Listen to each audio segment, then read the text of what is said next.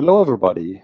My name is Raymond Kaili. I happen to be the director of the Institute for Competitive Intelligence, and it's my pleasure today to host the webinar, Strategic Foresight, Future Robust Decisions with Scenario Management. Today, we have Dr. Alexander Fink with us. Hello, Dr. Fink. Yeah, hello. Yes, just want to check out our audio system because we're not sitting next to each other. We're both in Germany, but I guess you're in your office and I'm in my office, so we just want to discuss this topic via this webinar. Let me just introduce the session of today. Why do we run webinars as we have it today? Because my Institute for Competitive Intelligence is obviously always interested in finding new technologies, approaches, trends, best practice concepts. And as we provide education, certification, conferences in this field for market and competitive intelligence, we're obviously always interested in the future. Well, and here we go. Strategic foresight, scenarios. Yes, I guess this rings a bell with most of us. And this is, of course, why we pick and are very delighted that we have a popular speaker with us, Dr. Alexander Fink, because he is one of the very few experts in this field. Dr. Fink, if I may just introduce you background a little bit. He is a founder and member of the executive board of the Scenario Management International AG, headquartered in Paderborn, Germany. He studied industrial engineering and management at the University of Paderborn, and he later on received his doctor's degree at the Heinz Nixdorf Institute. Of course, Heinz Nixdorf, the IT pioneer from Germany. And then along his whole career, he's been always publishing books, articles. He's been around presentations and various conferences and arenas, and virtually building his name in the German and international scene for scenario planning, scenario management. So my first question before we jump into your presentation, Dr. Fink, how come that you've been virtually running into this topic and staying with this for such a long time? It's just a longer story because during my study years I published a newspaper in Paderborn, and when it was time to finish that, we thought about how to find a good topic to run for PhD, and this topic was scenario planning, and that was 25 years ago, and it was so fascinating that I simply stayed with this topic. Wow, that's an interesting story. So almost accident, if I understand correctly. Yep. Interesting, fascinating. So I guess everybody in our webinar knows about scenarios. Sometimes we use it very casual, not really knowing what's behind it. So it's interesting to see that you have a consulting background, you have an academic background, you're definitely a publisher and author in the field. So you know all these sort of perspectives on scenarios. Wow, so we're all excited to see and learn about your presentation. And then, of course, we're always glad if our audience gives us some questions. As you can see on your GoToMeeting window, there's a chat field. This is where you can post some messages to us. These messages are either then read out directly by me, or we wait until Dr. Fink has finished his PowerPoint presentation set, and then we go for these questions, and he will try to answer these questions. But please feel free to post your questions via this chat function whenever something comes up. Okay, so Dr. Fink, I think it's all yours. We're excited to learn about scenario management, future robust decision, and how we can succeed in our competitive arenas. Okay, fine. So let me just check whether it works. I don't see the next slide. Now it works. That's fine.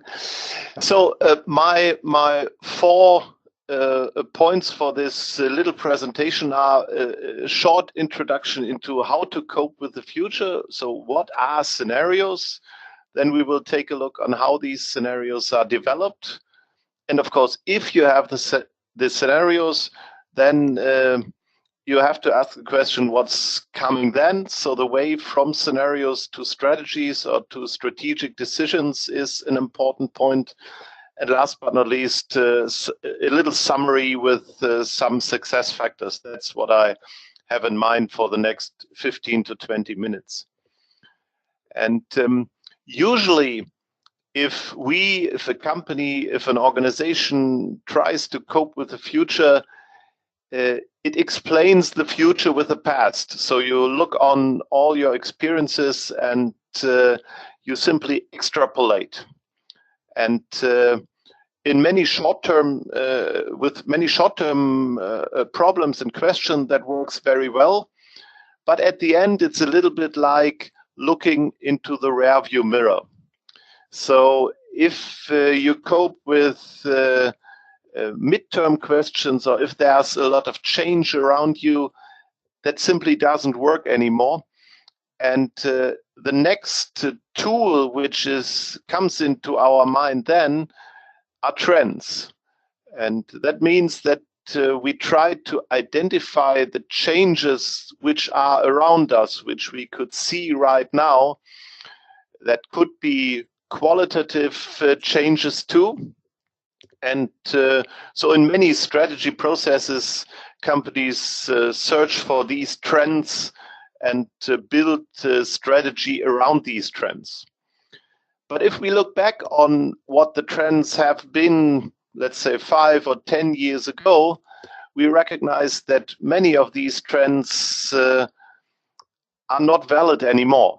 And there are a lot of misprognosis around us. And if you just look back, let's see this famous book, The End of History, 15 years ago, where they predicted that the world is going more or less automatically to globalization and democracy. That is one example of a trend which is questioned in our days too. Or let's think about the paperless society, for example. So if we run into a situation with a lot of uncertainty and with a lot of complexity, the third level of future management comes into our mind.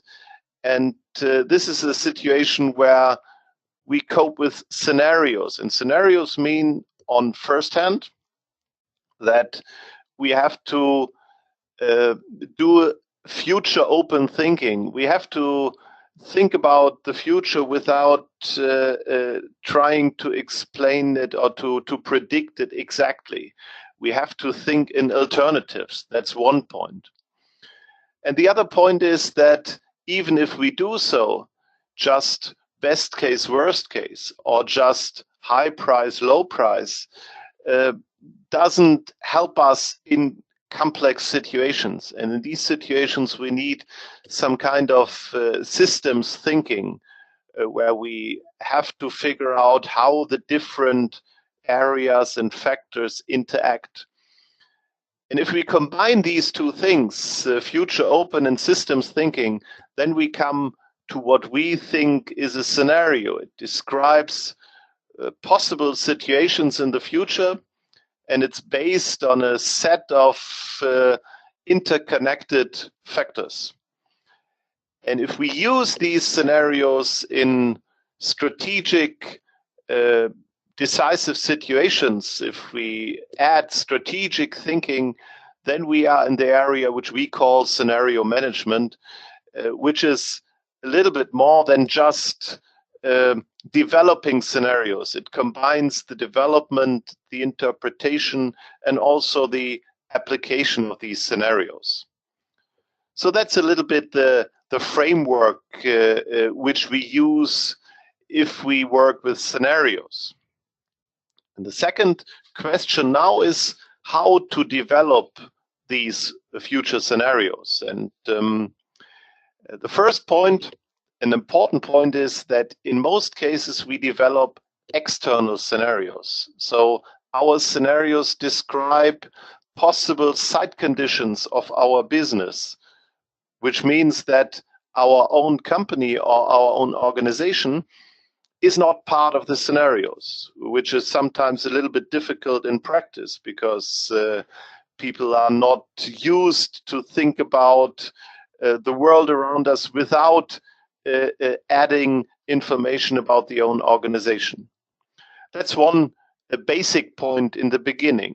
And if such a process starts, you start with, let's say, a little radar screen, like it is shown here, with all the different areas which needs to be considered. And in the next step, all these different areas which you see here with an example from the mobility industry are described by concrete influence factors. So you get a long catalog of factors which might influence your business or your environment.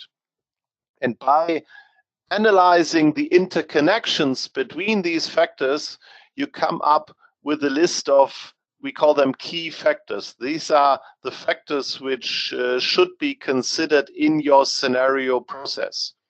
Usually these are 15 to 20 factors. In this example, 23, which is a really high number. And based on this first step, based on this list of key factors, the second step started. And here you see these little funnels for each key factor, because for each key factor you discuss how they might develop, what is possible. So it's not about finding the one and only future, it's about identifying alternatives. And the result of this second step at the end looks a little bit like this. So you have a lot of building blocks. Imagine you have 23 key factors, and for each key factor you have 3 or 4 or 5 possible developments. So it might look a little bit confusing at this time, but then you combine them, and there are different approaches. One is more model-based, a more continental European approach, and the other is scenario planning. It's more the approach from the Anglo-American area. But in both approaches, the idea is to combine building blocks which are consistent, to build scenarios not based on probabilities, but on consistencies. And then you get, let's say, a content list for such a scenario, which is the basis for describing the different scenarios. And an important point is that you do not describe just the single scenarios, you also map them. You also get an overview of what is imaginable, what is possible. And this is, we call it the map of the future. And based on these scenarios and these map of the future, the next step starts. That's the scenario interpretation. And that includes, on one hand, the scenario communication. So you have to decide to whom you have to communicate your scenarios and how to do it. Do we need just a simple PowerPoint presentation? Do we need a story of the future? Do we want to publish something? These are important questions then. The second aspect of scenario interpretation is where your own organization comes into account again, because then you can take each scenario and ask, what are the opportunities, what are threats, what are options for us? And the third aspect is the scenario assessment, because up to this point, all scenarios have, let's say, the same probability. And within the scenario assessment, you could ask, are there scenarios which are very similar to the current situation? Or are there scenarios which you expect, like here, the scenarios in the center? And are there development paths from the present situation to these scenarios? So that's the process of scenario development. And if you have these scenarios, you have one tool to develop robust strategies. It's not the one and only tool, but it's an important one. It's a tool with a growing importance due to the growing uncertainties. And traditionally, you have a situation like this. For example, you have 5 scenarios, and you start by analyzing these scenarios. What are driving forces? What are the changes? Who wins, who loses in such a scenario? What are indicators for a specific future? And then, of course, what are opportunities and threats for us? And what would we do if such a scenario appears? And it's important that you do that not just for the very comfortable blue scenario, but also for the very ugly brownish one. So you have to take all the scenarios into account. And if you've done that, you enter a situation with different possible strategies. And one extreme strategy is that you focus yourself on one reference scenario. So you try to build a strategy which fits exactly to this scenario. But of course, you do not know exactly whether this appears, so you have to monitor the other ones.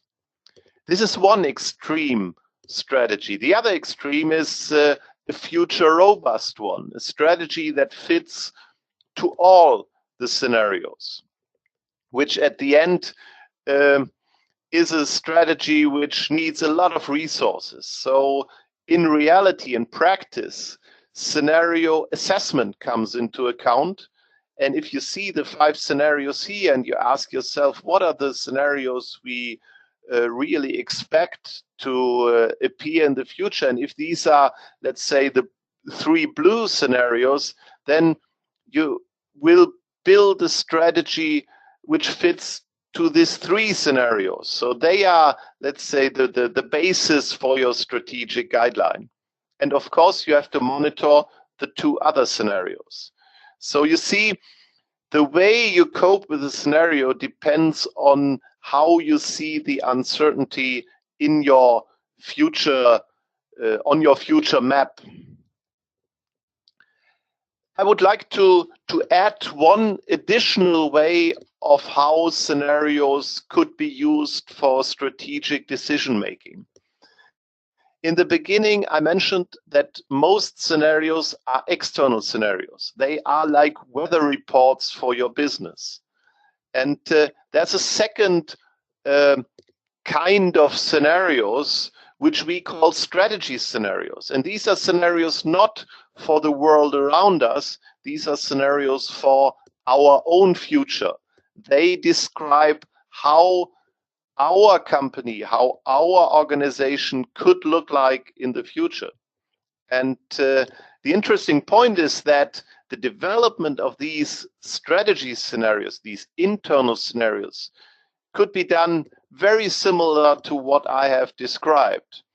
And if you have done both, if you have developed external scenarios on one hand and strategy scenarios on the other hand, you get such a little matrix, which we call a future matrix, where you find the external scenarios as columns and the strategy scenarios as rows. And what you could do is you could make an assessment and you could ask yourself, how good does a specific strategy scenario, like strategy scenario D, fit to the external scenario 2?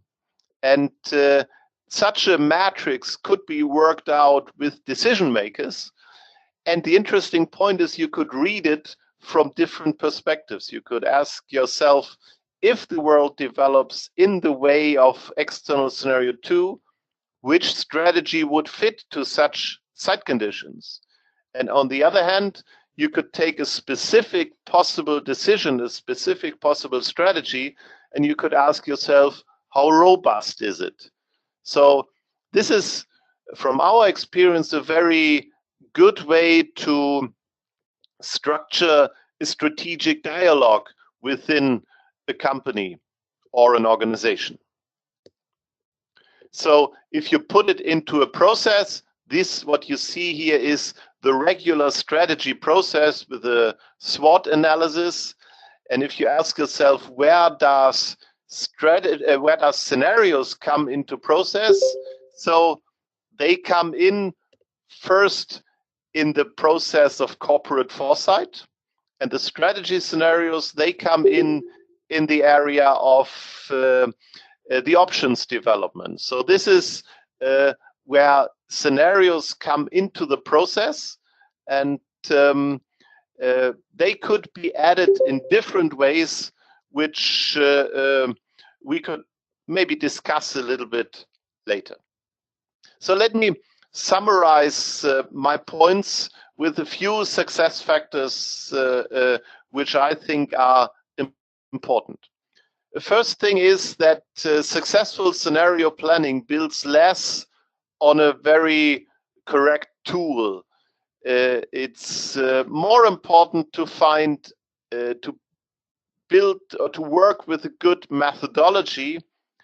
And much more important than this is to accept uncertainty, is the way of thinking. So scenario thinking is very different to traditional planning, and this is what we have to see in the beginning. That's important.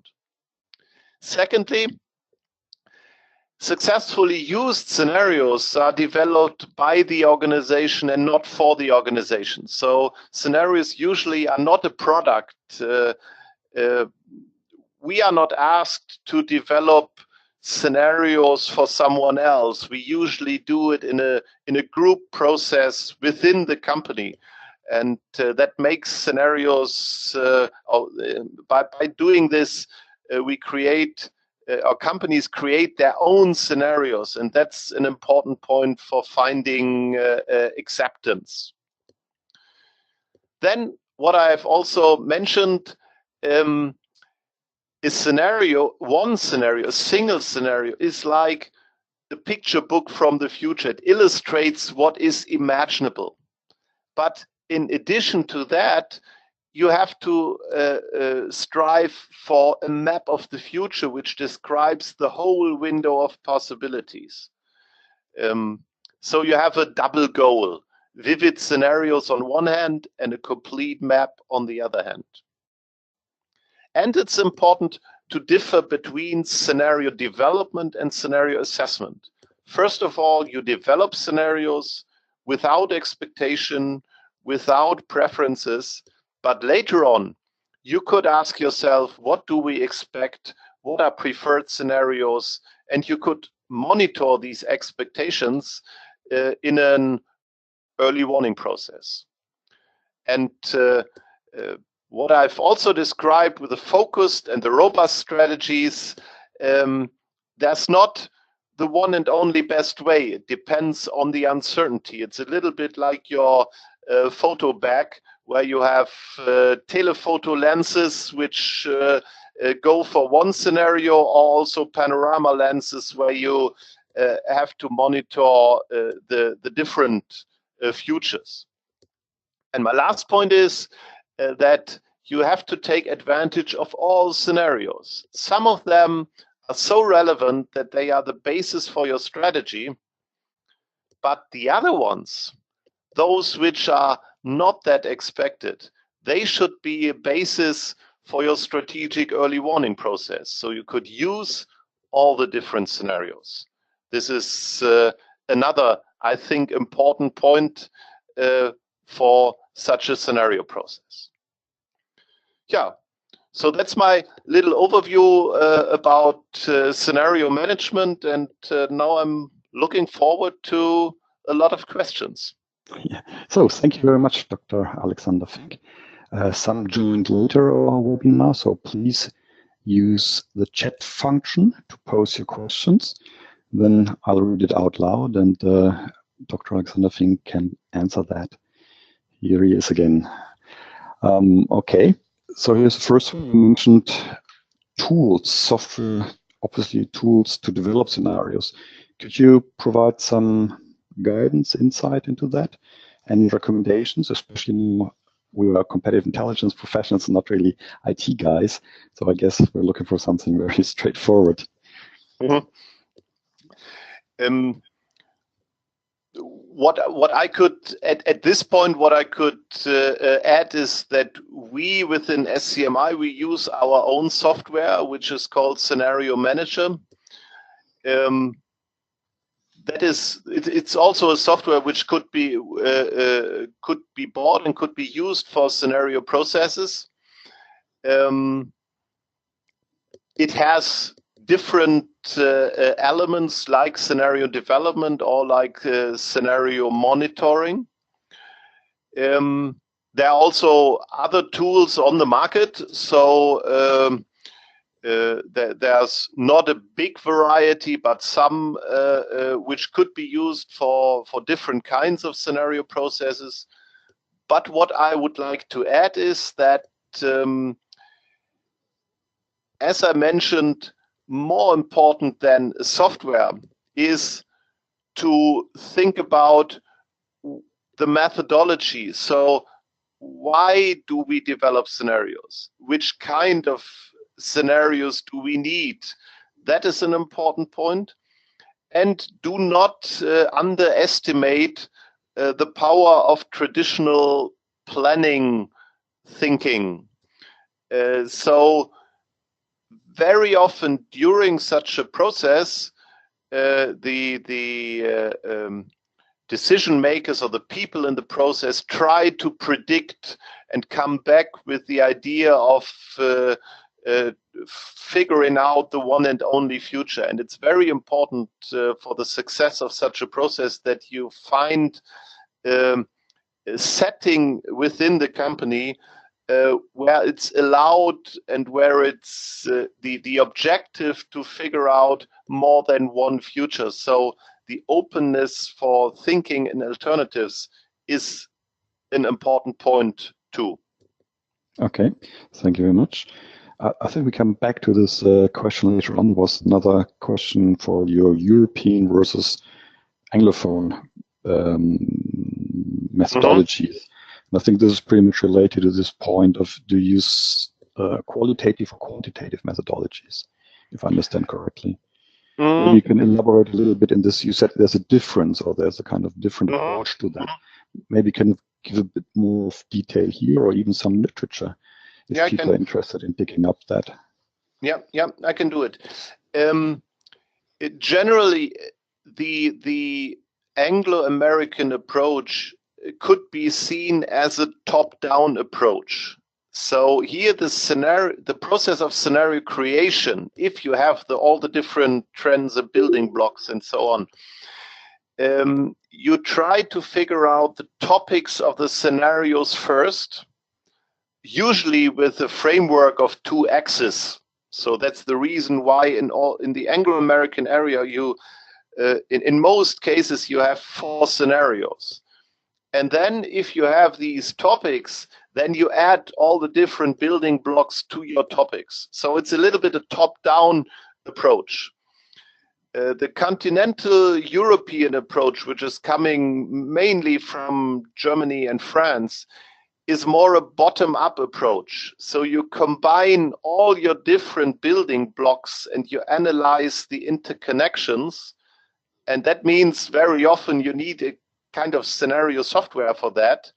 And then based on all these interconnections, for example, based on a consistency analysis and a cluster analysis, you get the topics of your scenarios. And during this process, you also figure out a suitable number of scenarios. So you do not automatically come up with 3 or 4 scenarios. So in our projects, the number of scenarios usually is a little bit higher just to cover the complexity in such an environment. So that's how I would explain the difference between the scenario planning approach and the scenario technique approach. Okay. Is there in a nutshell a way to, well, describe the two approaches in terms of pro and con, or which scenarios are better, or give us an idea? How would you sort of, if you had the choice, how would you sort of go about picking the right way? Usually in our projects, we use the scenario technique, the European approach, if we develop external scenarios, because there's such a lot of complexity in the environments that it's very hard to describe the environment with just two axes. We use the scenario planning approach if we develop strategy scenarios, because there the decision makers do not like it to put all the things into a machine and to figure out what could be strategies. So this is very much a more handcrafted approach for the different strategies. So here you see a little bit the pros and cons. So the European approach, the continental approach, covers complexity in a better way, but it also means a more complex way of creating the scenarios. And on the other hand, the Anglo-American approach, it's a little bit easier to develop the scenarios, but there's also the difficulty that it's easier for a facilitator to influence the process. So if you go for a bottom-up approach, it's more I don't want to say objective, but it's easier for people to trust such a process. Okay, which is a big thing about later on selling scenario, of course. Mm-hmm. Okay, here comes the next question. What is normally a strategic planning horizon in number of years? What is short-term, mid-term, long-term along these lines? Mm-hmm. It's difficult to give a clear answer on these because it depends very much on the industry and on the topic. So from our experience, if you work in information or communication technology, then 10 years is highly long-term. And even if you try to develop scenarios for 5 years, there are people who tell you that it's hard to imagine. On the other hand, we worked out scenarios for space industry for the year 2050, and the people who participated in the process thought it was absolutely usual to think in, let's say, 40 years ahead, because they have very different time horizons and planning horizons in their industry. So in most projects today, in most scenario projects, we see a switch from 2025 to 2030 now.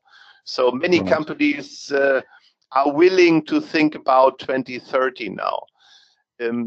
My hint would be that if you think about your future horizon or your for a scenario process, you should work with a time for which you do not have clear plans. And if you have a little bit the feeling that it might be a few years too far, then it could be the good time horizon. Okay, so this makes sense. I agree. There's so many industries where short term is really next month versus really product life cycles. Yeah, let me add a little point, which also is important. The time horizon about which we talk about is a thinking horizon. It's not a planning horizon. So if you develop scenarios for 2030, it does not mean that you have to create a strategy for 2030. It's just a thinking horizon. And there is a difference between thinking horizons and planning horizons. And that's important to have in mind, because otherwise it's clear that a company could not develop a plan up to 2030. But it's important to think about such a time, and that also means the difficulty which we are facing. We have to cope with a time where we have to think about, but we cannot exactly plan for. And this is what I believe is exactly what scenarios could do. They could give us orientation in for a time for which we could not build exact plans. Right. Okay. Thank you. Next question coming up. How often should an organization review, update scenarios? Obviously, you build scenarios once, but it's a good idea to reuse them or recycle them sooner or later. So any idea about that? At this point, it's once again important to differ between scenario development and scenario assessment. If we develop scenarios, let's say with a time horizon 2025 or 2030, the idea is that these scenarios last for at least a few years. So it should not be necessary to develop them next year or in 2 years again. So you should work with these scenarios 3 or 4 or 5 years, for example.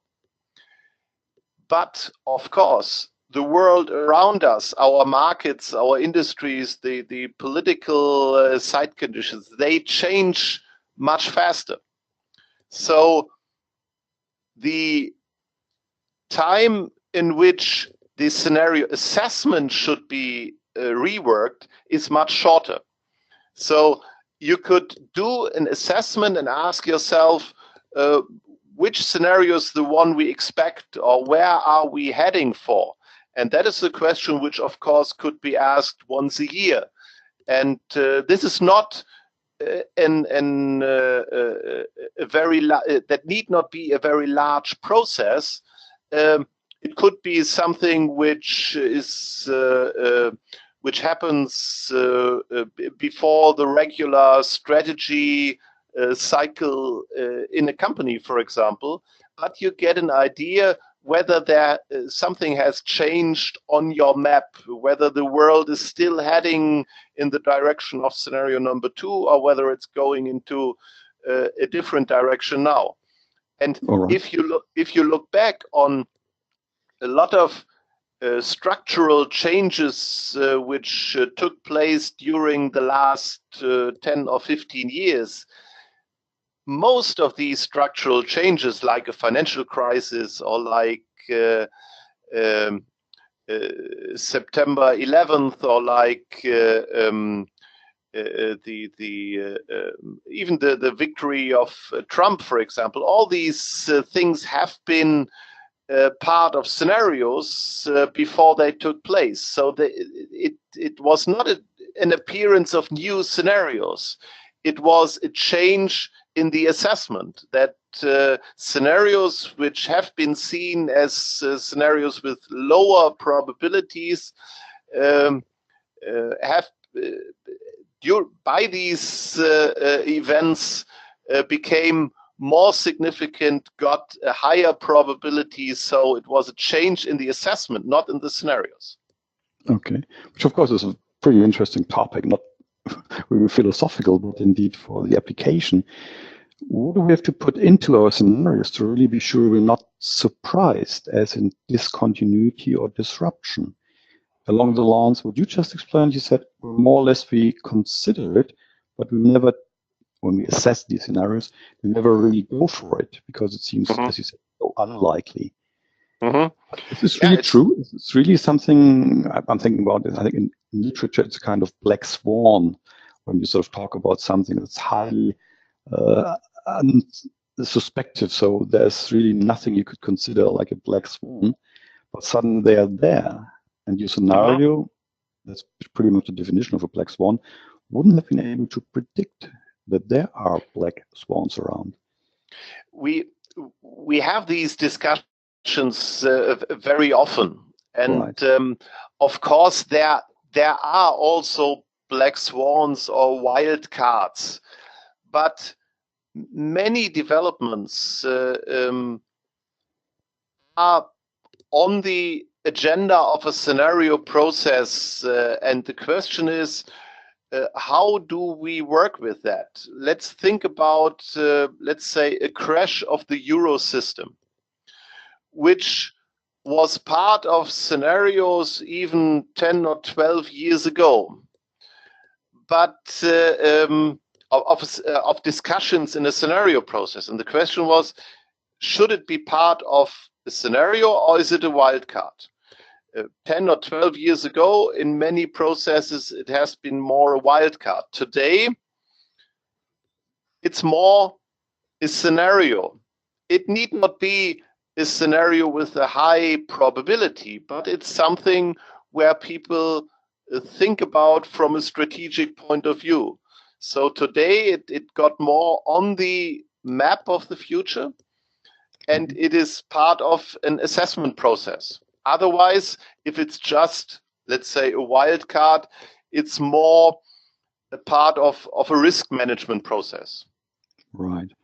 But of course, in hindsight, it's always easy to say it's been part of our scenarios, whereas when we're looking at our scenarios and then picking the right ones to assess and to develop further, it's of course a bit daunting. There are quite a few parameters around, as you indicated. And it's there's another important point, that imagine you have, let's say, 5 scenarios, and you build a strategy based on 3 of them because you expect them to come to appear in the future. Usually, you monitor these 3 scenarios because they give you the good feeling that you are on the right track. The better way for an early warning process is to monitor not the 3 ones to whom your strategy fit, but to monitor the 2 others, because they are the strategically critical scenarios. And that is what we believe is a really important change in the view of the future. If you have scenarios, you recognize what is critical for me, and you do not you get that on your radar screen, and then you could monitor it, and you recognize a possible change, a strategically relevant change in your environment earlier than others. Okay, fair enough. Good. Let's take the next question. You've mentioned the importance of the correct way of thinking. What do you mean by correct? How are you going to develop it if participants lack this capability? Yeah, that's that's a good question, and it shows how important it is to find the right people, or to find what we call the right scenario team to develop the scenarios. So it is necessary that you have people which are open-minded, which are willing to think into alternatives. And it's also important that you create a setting where they are allowed to do so. So it doesn't make sense if a company asks us for developing scenarios which at the end come to the result that they are following the right strategy. So it's necessary that it's a result-open process. Sure. I think this question was very much about this term, quote, correct thinking. I mean, you're a consultant, so when you come to a company, a client for you, do you really sort of pick people? Do you have a kind of casting couch where people have to sort of present how they think, how they feel, and then you build a team, or how does it work? Usually, the team is created together with the client, and very often the question is also, should the decision makers themselves be part of the process, yes or no? It could be a very good point to if you bring them into the process. Otherwise, you have to find a team which is trusted by the decision makers. Right. And in very large projects, we also do let's say a check of the people, or we discuss, is that the right person, is that not the right person? But very often the clients have a good idea who could be part of such a process. Right. And there's one more point. If you develop external scenarios, so your own company is not part of the process, you could also think about adding externals in your scenario team. It's not a necessity. So you could create good scenarios even also with an internal scenario team, but sometimes it's helpful to invite customers, to invite innovators, to invite partners into your scenario team and to develop scenarios together with them. As I mentioned, external scenarios. You do not talk about your strategy with them. Usually you don't, but you could think about how the world around you might develop. And that works very well, and that opens the mind of the people in your company also, and also the mind of your customers, for example. Right. So we have another 10 minutes, please. If anybody has a question, shoot it over via chat function. Here is another one, or actually two, which we might want to combine. One is about an example for a scenario project where we've been involved, obviously. And the other one is how long does it take to develop scenarios, or in terms of manpower, resources, how much to invest to get something out of that. So maybe you can give us one example and simply give us a bit more of this sort of feel. What do we really encounter if you go for such an assignment, such a topic? Yeah. Maybe I could show you a few slides. Let me just check whether they are here. This is just a little slide which shows that if we go into a scenario process, we build usually two teams. There is a larger scenario team, which could be 8 to 20 people.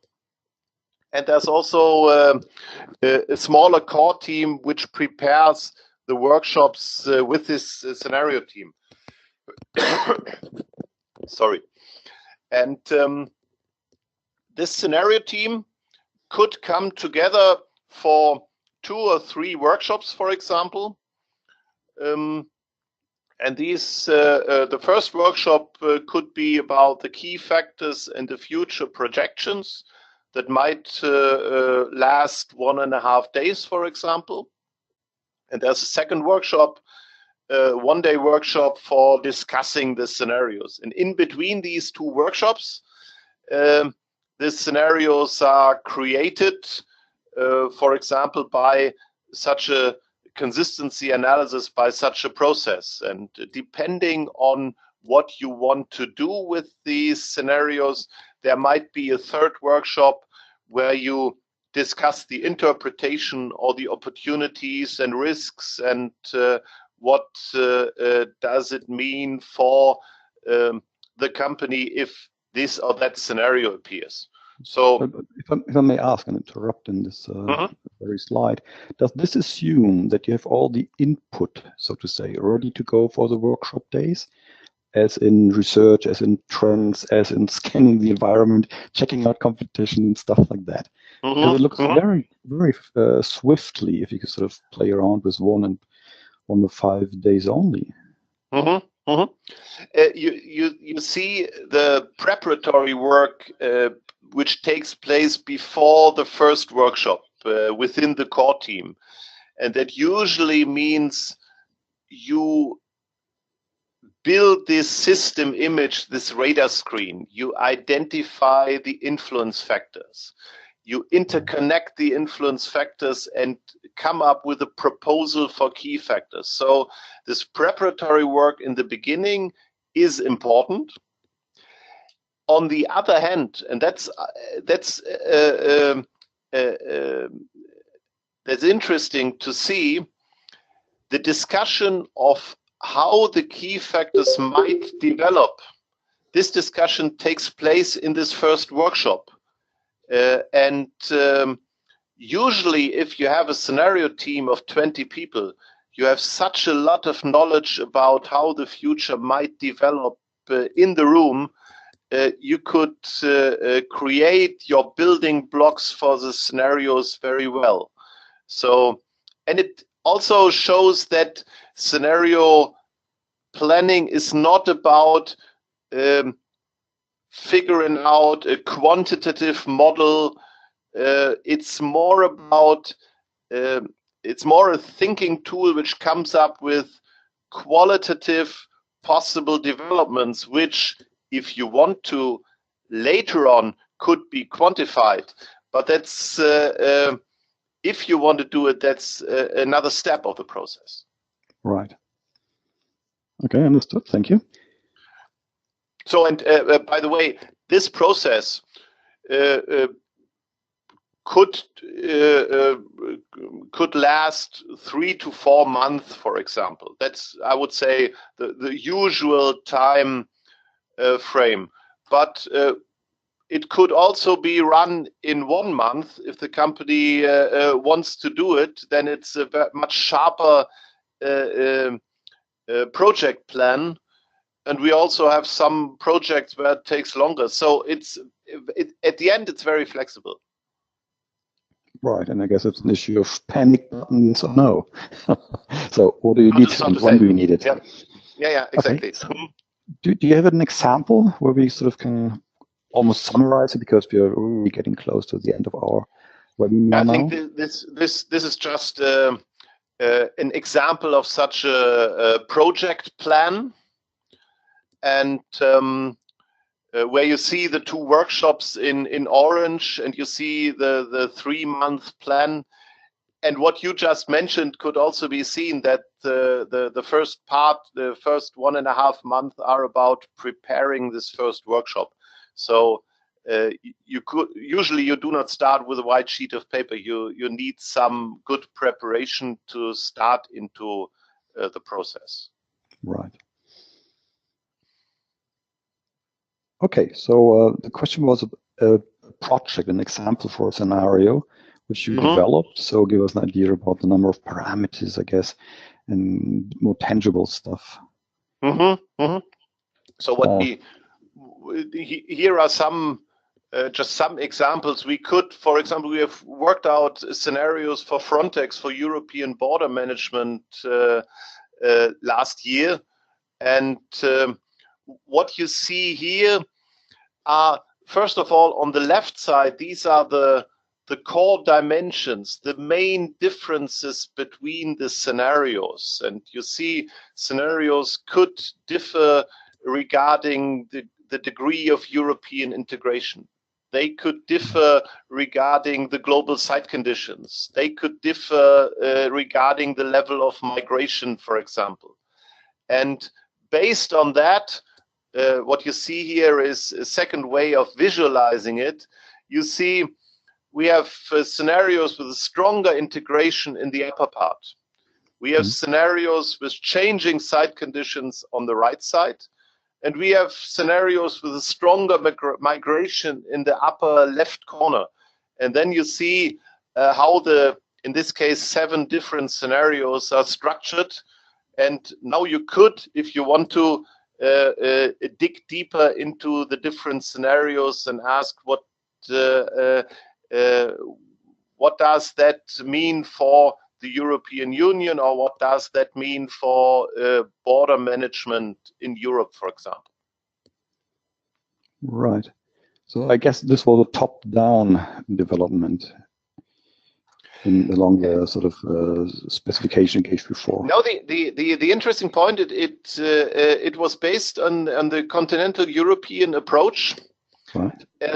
So the three main dimensions that you see here in this picture have been the result of such a bottom-up process. So we worked with more than 20 key factors.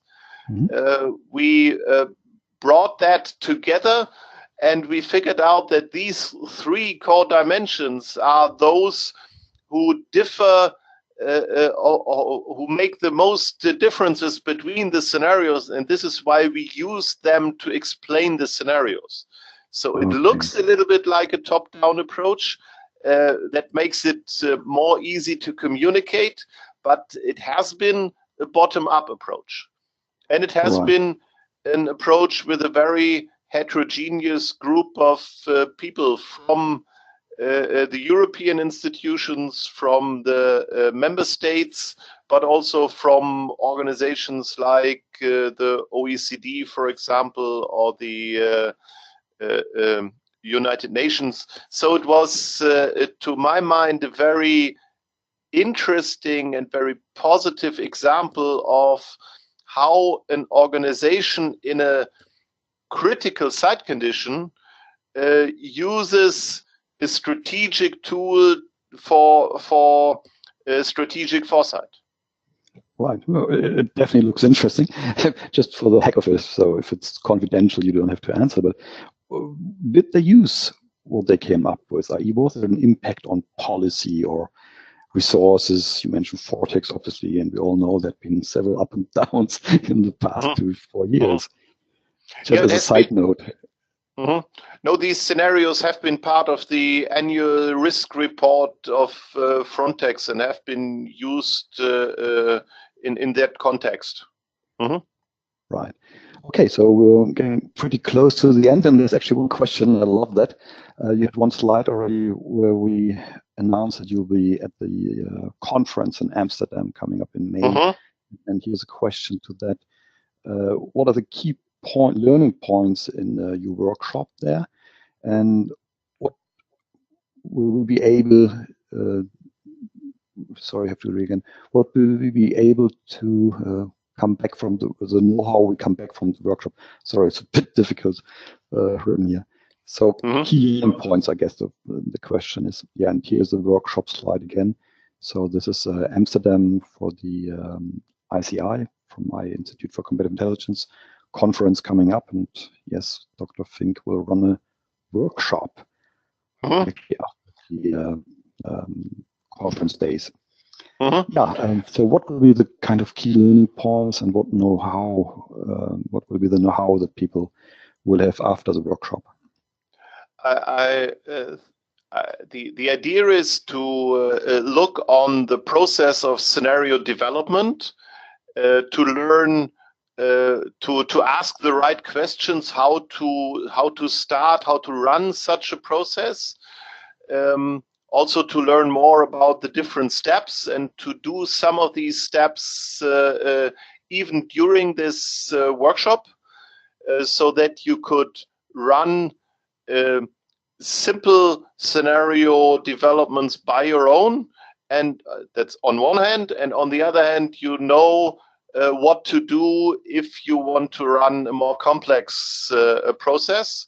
That's one point. And the other point is, of course, if you have scenarios, to learn more about how to work with them. So how to integrate scenarios into strategy processes, how to integrate scenarios even into innovation processes, and how to use scenarios within early warning processes. So it's about scenario development, interpretation, and application. So that's, let's say, the red line for the workshop.